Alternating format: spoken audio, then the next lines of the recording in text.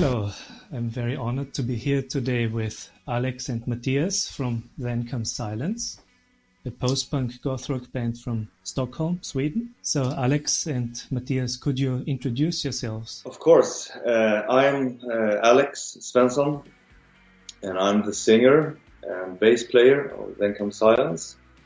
I also write the songs for the band. I am Matthias Rejas Jansen. I play guitar and occasionally live I do backup vocals in Come Silence. For me, Sweden was always connected more to metal. And from my teens, as a metalhead, I'm quite familiar with the death metal scene from Sweden. Also, when I read your press kit, it looks like a metal band in the beginning. So dealing with death a lot. Are you influenced also by metal? Yes, I must say I have a metal heart. As a kid, I grew up with all the traditional hard rock bands like Kiss, AC/DC, Black Sabbath, and all that. So I bring that with me. Of course, there's some metal in my heart still. I don't know about you, Matthias, but I think you're more up to date. Yeah, I do listen to quite a lot of different metal, but I listen to all kind of music to get inspiration. When I started playing guitar, metal was like the best school to learn how to be good at guitar. I think you're right, because to me, metal is a very good school if you want to learn discipline. For example, AC/DC, it's not quite metal actually, but it's proto-metal. They are famous for their discipline, and that's something I tried to learn when I was a teenager. Before I discovered the rest, before I discovered industrial, electronic, and goth music, then it was metal and hard rock for me. And then, so that was a very good start, a good preschool for learning how to play, how to be in a band, how to write songs and all that. So it's a very good start. I've realized that many people from the metal scene started to make music by themselves.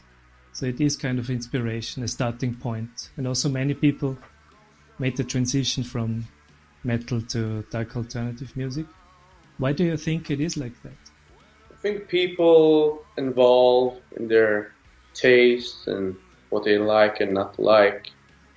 And I think that if you get older, you slowly but steady learn to appreciate different kind of nuances in music and such. So death metal from Sweden, how is it called? The Totenberg style. It was very elaborate. It was very fancy guitars and everything, no? Yeah, it's very high mid sound-wise in the guitar. It's like mean. So when was this moment when you said, now we're making a post-punk band, that you decided for this style? Hard to say. When the band started in 2012, it was more kind of noise rock, shoegaze, dark shoegaze-ish kind of music. I was heavily inspired by A Place to Bury Strangers. I used to play in another band before, and we opened for A Place to Bury Strangers for many years around Europe and the United Kingdom. I learned quite a lot, hanging around with them and watching them every evening, every night. And so when I started Then Comes Silence, I brought that with me. And so that's probably why it started that way. Very inspired from, A Place to Bury Strangers, very much a lot of guitars and from the shoegaze garden, so to say. So, but then something happened right before we started working on Nyctophilium, the third album, because that's when we started touring around in Germany mostly.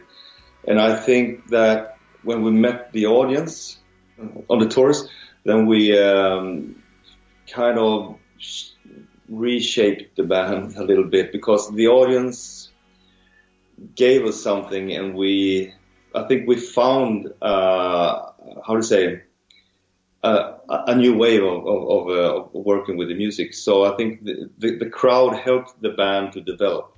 So that's how it became post-punk, bit by bit, like that. I don't know, something like that probably, because I think the first album is very different from now. Yeah, definitely. Yeah. Mm. Yeah. In your press kit, I've read a lot about your work with a major label, with Nuclear Blast, and you, Alex, said that it changed everything. So I'm very curious about how it changed, how the influence was on your music. Oh yeah, the thing is we don't work with them anymore. Now we work with SPV, Oblivion, and Metropolis in the US. But we had a couple of years when we worked with Nuclear Blast. It was for the album called Blood, and that changed quite a lot because I think we were the smallest band ever signing with Nuclear Blast, so we weren't really ready for all the stuff around, But we learned, and I think it was a very good school. But was it not more a metal label? Yeah, it's a 100% metal label. How did you get there? Don't ask me. But they wanted us. I think they wanted to experiment and try another band. They have bands like 69 Eyes. They have also distributed Typo Negative and stuff like that. So maybe they wanted to try to see, let's pour some new, fresh blood into the gothic scene. So they wanted to try with They Come Silence, probably. That's my guess. But it was great. Great people, and they were really kind and nice to us, and they helped us a lot. But I think now when we changed to SPV and Metropolis in the US, I think it suits us much better now than before, because it's more likely the same. We're in the same garden now. For us, it was a little bit strange hanging around in the metal crowd, because of course there are some metalheads that really dig us. They really like They Come Silence, but mostly it's you're a little bit you're like the black sheep of the metal label. Right? Yeah, odd couple, so they're something strange. Yes, but I can imagine that, for example, fans of Cattonia would like your sound too. Yeah. Your guitar sound is a bit similar. Yeah, exactly. Yeah. So there are some similarities there, of course, and I think they wanted to try and see what happens with Then Come Silence. So it's always a big compliment when bands get also acknowledged in other spheres. Mm. Yeah, of course. We're not 100% goth. We're not 100% post-punk. We're not 100% dark indie, whatever. We're a little bit of everything. You're harder a bit, I think, than usual post-punk bands. Mm. Also, your topic, it's always, in your press kit, it's always about death. Yeah. Yeah. So, I would like to talk about this a little bit. You, Alex, said that I think about death every day, and that makes me a nicer person, I'm sure.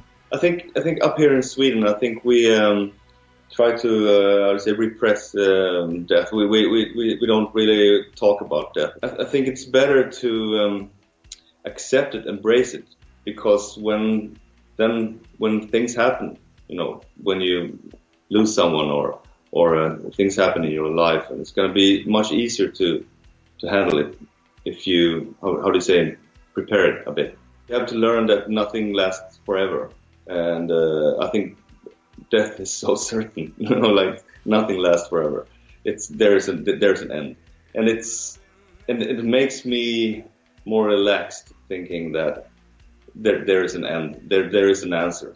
That's why I try not to push it away. I live with it. I think about it and I embrace it, and I think that makes me a happier person, because of course I have issues like anxieties, like most people have. But I think working around fear of death, it makes it easier to handle bad news or sorrow or losing someone. So Sweden is on my list to visit. Oh, you're always welcome. You have to come to Stockholm. Yeah, I would love to. What could you recommend? The dark scene has developed quite a bit the last 5 years. We have a club called the Club Död. It's not really a venue. It's a club that moves around. And there's a new one called Dark Park at Slagtkyrkan. That's a great venue. And there's some other promoters bringing in bands from European countries, like I think Underskin. They were here just a couple of days before all this Corona shit happened. It was good. It was good, but we'll probably go back to almost normal again. It will be good again, I'm sure. Yeah. There's life after Corona. We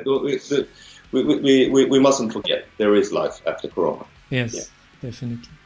So you've been at the first edition of the Gothic Cat Festival. What do you think of this whole idea of online concerts? Oh, it's beautiful. Yeah, we love it. It's fantastic. Yeah. I'm nailed to the screen. I'm like, I love it. I really like that people were so involved in it. Yeah, it's so exciting with all the bands from different parts of the world, and you can see all the comments, people from everywhere.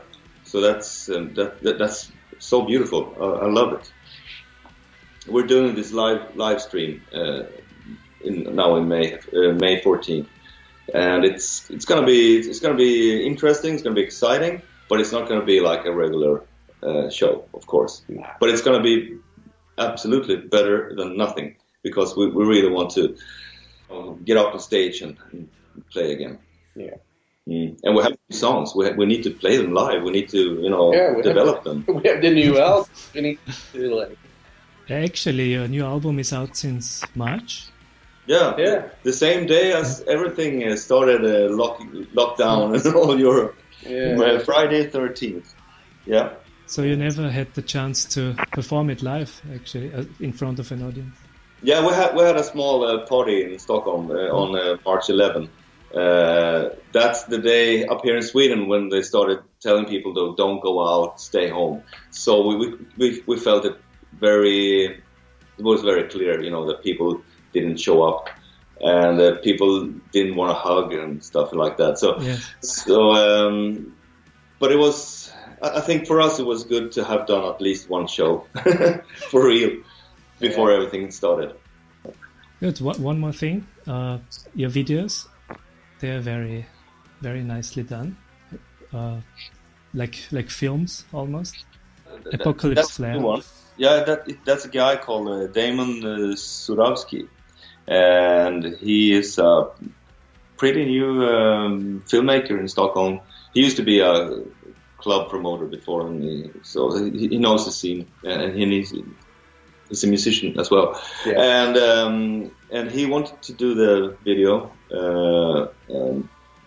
so of course we love his stuff. So it was I think it was actually a hard process. Yeah, to make the video. It was it was stormy and windy and the car rainy. Got stuck. And the car got stuck, and a lot of blunders around everything.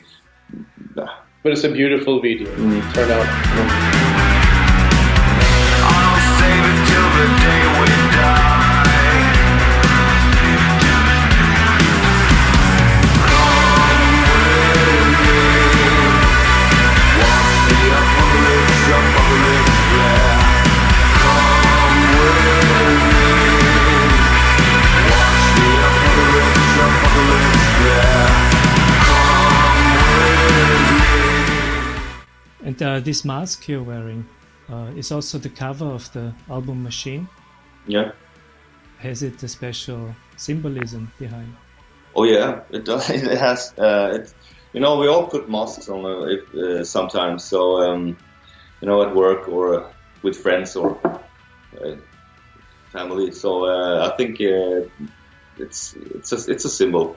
Mask is a very important symbol. It also makes you special somehow. The mask Mm. became an icon for your band. Mm. Good. Is there anything you would like to add in the end? Yeah, it depends on if this is going to be broadcasted before the live stream. We would love people I to. hope so. The live stream is on 14th. So. Yeah, it's on May 14th. A week from now. Yeah, from now. It's going to be a live stream, so it's for real. It's not a recorded, a taped show. It's for real, and we would love to have you all there to watch us. Good. So, Alex and Matthias, thank you very much for taking your time for this talk. I hope you enjoyed it. It was really nice. I wish you good luck with your music. Very Okay. nice, your latest album. I enjoyed very much. And also your videos. Thank you very much. Thank you. Take care.